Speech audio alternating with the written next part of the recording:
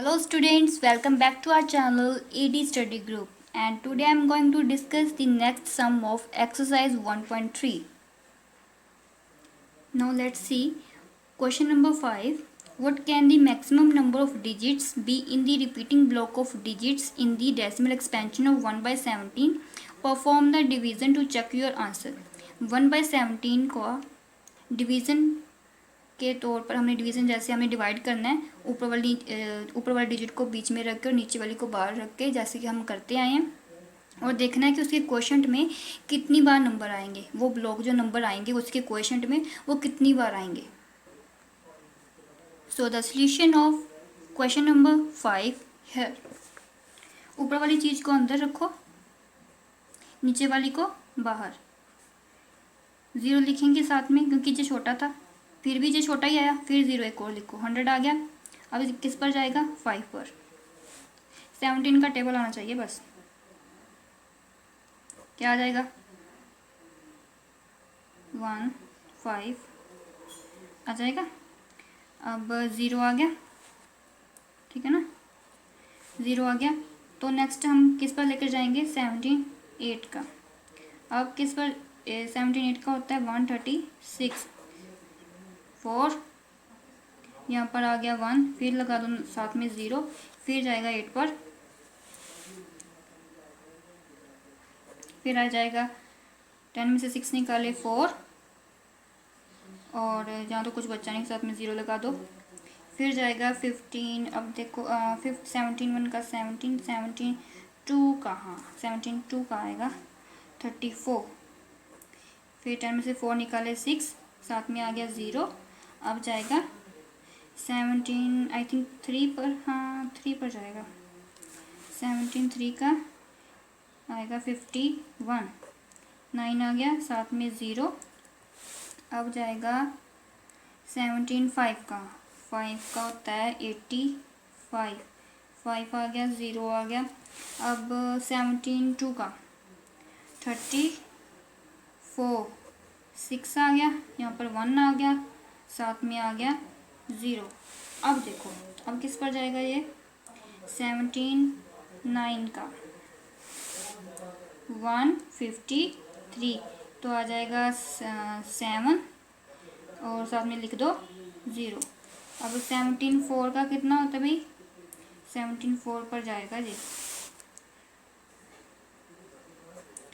आ गया 2, साथ में 0 लिखो, ये तो सिंपल है, 1 पर ही जाएगा। 17 आ गया, फिर क्या आया? 3 0, फिर 1 पर ही जाएगा। 17, अब आ गया 3, 2 में से 1 निकाले 1, साथ में 0। अब कहाँ पर जाएगा ये देखो, अब ये जाएगा 17 7 का 119, अब आएगा ये 10 में से 9 निकाले 1, 2 में से 1 निकाले 1, साथ में 0 तो लिखना ही है ना। अब जाएगा 17 6 का 102, अब 8 आ गया, यहाँ पर तो कुछ भी नहीं बचा, तो हम साथ में लगाएंगे 0। देन अब हम सोचेंगे क्या आएगा। अब हम जाते हैं 17 4 का, 17 4 का 68 आ गया 2, यहाँ पर वो 7 7 6 1 आ गया, तो फिर साथ में 0 लगा लो। अब 17 7 का होता है, हाँ 119 होता है, 119, तो 1 आ गया। अब the thing which you have to notice कि जब हमने स्टार्ट किया था तब भी हमने 1 को बीच में रख कर किया था, अब एंड पर क्या आ गया? फिर 1 आ गया, मतलब कि अब ये एंड होने को आया, मतलब जहाँ से शुरू किया था वहाँ पर ही हम वापस आ गए। इसलिए ये क्वेश्चन के हम देख लेंगे कि क्वेश्चन में कितनी बार वो जो डिजिट हैं वो मतलब आए हैं, कितनी बार आए हैं, मैक्सिमम नंबर कितनी बार आए हैं। तो हम लिखेंगे the maximum numbers of blocks are, count कर लो, 1 2 3 4 5 6 7 8 9 10 11 12 13 14 15 16।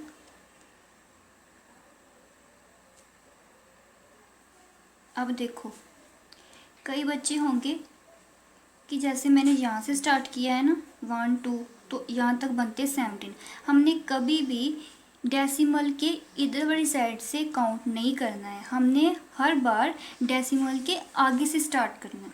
तो फिर देखो क्या आएंगे मैक्सिमम नंबर 1 2 3 4 5 6 7 8 9 10 11 12 13 14 15 16। ठीक है, तो यहाँ आएगा 16 blocks.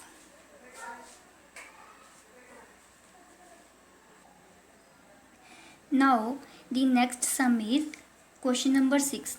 Look at several examples of rational numbers in the form p by q. Q is not equal to 0, where p and q are integers with no common factors other than 1 and having terminating decimal representations expansions.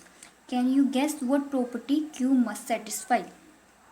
It means कह रहे हैं कि rational numbers जो p by Q की form में है और q जहाँ पर q ज़ीरो नहीं होता है या नहीं होता, जो भी कुछ है, और p और q जो है इंटीजर्स हैं, वो ऐसे number low p by Q के जिनका कॉमन फैक्टर ना हो, अगर हो भी तो 1 ही हो। और क्या इस साथ में लिखा है कि and having terminating decimal representations. Terminating वो कि जिनका जो रिमाइंडर है वो 0 आ जाए, ऐसे कुछ निकालो। तो पहले मैं आपको एग्जाम्पल के तौर पर समझाती हूँ, बहुत आसान सम है। लेट्स सी बेटा, क्वेश्चन नंबर 6 में उन्होंने बस 2 ही बातों पर हमें ध्यान देने को कहा है। पहली बात है कि p बाई क्यू की फॉर्म में रैशनल नंबर लो और उनका कोई भी कॉमन फैक्टर ना आए,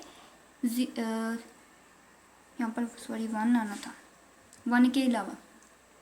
और दूसरा क्या, वो टर्मिनेटिंग होना चाहिए, मतलब कि इसका मतलब ये है कि उसके रिमाइंडर में 0 होना चाहिए। ठीक है, पूरा उनका डिवीज़न होनी चाहिए, ये बात है बेटा। अब हमने एग्जाम्पल्स लेनी है रैशनल नंबर्स की। अब देखो कैसे लेनी है। सॉल्यूशन यहाँ से स्टार्ट नहीं करना, ये समझाने को है, ये चीज़ समझाने को है, असली सॉल्यूशन यहाँ से स्टार्ट करना। अब देखो कोई भी नंबर लेना ना, ऐसे हमने 1 तो और 1 नहीं ले सकते, क्योंकि ये p बाई क्यू की फॉर्म कैसे हो गई। ये 1 तो उन्होंने 1 जो है उसको हमने p बाई क्यू की फॉर्म में ऐसे लिख सकते हैं कि जैसे ये 1 तो हर एक टेबल में आ जाता है, तो हम ऐसे तो नहीं लेंगे। पहले ये देखो कि ऊपर को वैसे 1 लिखो और नीचे को देखते हैं क्या क्या रख कर आते हैं। नीचे 0 तो होना नहीं चाहिए, क्योंकि पहले उन्होंने बोल दिया कि 0 नहीं होना चाहिए क्यों, ठीक है ना, ऐसे p बाई क्यू। अब 2 रख के देखें तो 1 के टेबल में तो 2 आ जाता है, दोनों को कॉमन फैक्टर तो सेम हो गया, तो 2 नहीं लेना। 3 भी आ जाता है। अगर हम ऊपर 1 लेंगे ना तो वो हर एक टेबल में आएगा, इसलिए ऊपर हमने पहले से सोच लें कि 1 नहीं लेकर आना, क्योंकि 1 हर एक के टेबल में आता है। ठीक है, तो देखो अब ऊपर 2 लेकर चलते हैं भाई। अब 1 लिखेंगे तो फिर 1 वाला वही चक्कर हो गया, 2 लिखेंगे तो ये काटे जाएंगे, कॉमन फैक्टर सेम हो गया, तो हमने अगर 3 लेंगे, 3 लेंगे तो ज़रा देखो उन्होंने सेकंड वाली, चलो ये वाली कंडीशन तो जो है ट्रू होगी कि हमने p बाई क्यू की फॉर्म ले ली, नीचे 0 नहीं है और ये रैशनल नंबर है। बट देखो ये दूसरी कंडीशन भी जो सेटिस्फाई होनी चाहिए ना, दूसरी कंडीशन की क्या है कि जब इनको हम डिवीज़न करेंगे, डिवाइड करेंगे तो 0 होना चाहिए। बट जब देखो 2 को बीच में लिखो, 3 को बाहर, 0.36 का 18, फिर 2 आ गया, फिर 6 लिखेंगे, फिर 2 आ गया। ये तो नॉन रिपीटिंग हो गया ना, ये तो नॉन टर्मिनेटिंग सॉरी आ गया ना, आगे आगे रिपीट हो रहा है, तो ये तो कंडीशन नहीं ट्रू होगी, मतलब ये भी गलत है। अब 2 के नीचे अगर हम 4 लिखेंगे तो फिर ये काटे जाएंगे, हमने तो वो लेना ही नहीं है जो काटे जाएं, ये भी गलत हो गया। अब लेंगे अगर हम 2/5, देखो 2 को बीच में लिखो, 5 को बाहर, 0, 5 4 का 20, पूरा पूरा काटा जा रहा है ना फुल, इसका रिमाइंडर जो है वो 0 आ रहा है, तो 0 आ रहा है तो हमारा काम तो हो गया। हमें यही तो चाहिए था कि दोनों एक टेबल पे मत आए, नीचे ये वाली टर्म जो है वो 0 ना हो, और अगर हम दोनों को डिवाइड करें तो उसका 0 आ जाए। तो पहले हम लिखेंगे कि 2/5, पहले ये हो गया और इसके आगे लिख दो कैसे इसका आंसर आएगा। सेकंड देखो, अगर हम इसे ही उल्टा दो, 5/2 कर दो। अब देखो 5 को बीच में लिखो, 2 को बाहर, 2 2 का 4, 5 में से 4 निकाले 1, डेसिमल लगा 0, 2 5 का 10, काटा गया ना, 0 रिमाइंडर आ गया, तो ये भी ट्रू है। दोनों एक ही टेबल पर नहीं आ रहे। 5/2 और डेसिमल क्या था, डेसिमल वाली वैल्यू 2.5, 2 या 3 लेनी होती है, हमने एक और ले लेते हैं। अब हम देखते हैं क्या लें। अगर मैं अब इसको बदल के अगर मैं 2 की जगह पर 3 रख लूँ, नीचे 5 ही रहने दूँ।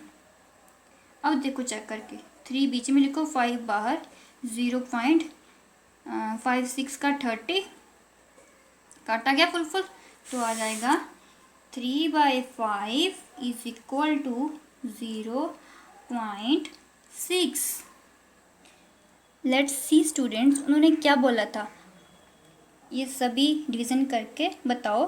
Can you guess what property Q must satisfy, कि ये क्यू जो है वो कौन सी प्रॉपर्टी गैस करके बताओ कि कौन सी प्रॉपर्टी जो है क्यू सेटिस्फाई कर रहा है।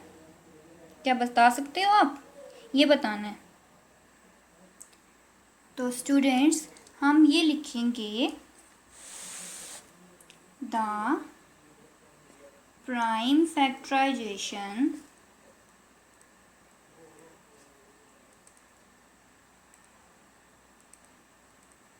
of Q has only powers of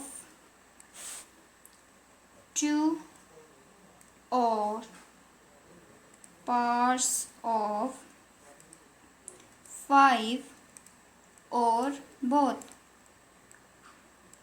It means कि जो नीचे लिखा हुआ क्यू क्या सेटिस्फाई करे, जैसे अभी P/Q फॉर्म बन रही हैं, नीचे 0 नहीं आ रहा, क्या हो रहा है ये, the prime factorisation of Q, this one Q has only powers, किस किस की पावर हो रही है, जहाँ तो 5 की हो रही है, जहाँ 2 की हो रही है, जहाँ पे दोनों की होगी, मतलब कि 2 और 5 के जो भी फैक्टर होंगे वो क्यू को सेटिस्फाई कर सकते हैं। तो ये रहा आपका 6th क्वेश्चन। वेल स्टूडेंट्स, आज हमने एक्सरसाइज 1.3 का क्वेश्चन नंबर 5 और 6 कंप्लीट किया। अगर आपको कोई भी प्रॉब्लम हो तो प्लीज़ मुझे कमेंट सेक्शन में बताना। And this is all about your today's lecture. अगर आपको वीडियो अच्छी लगी तो please please please like, subscribe और शेयर ज़रूर करना। Okay students, bye bye.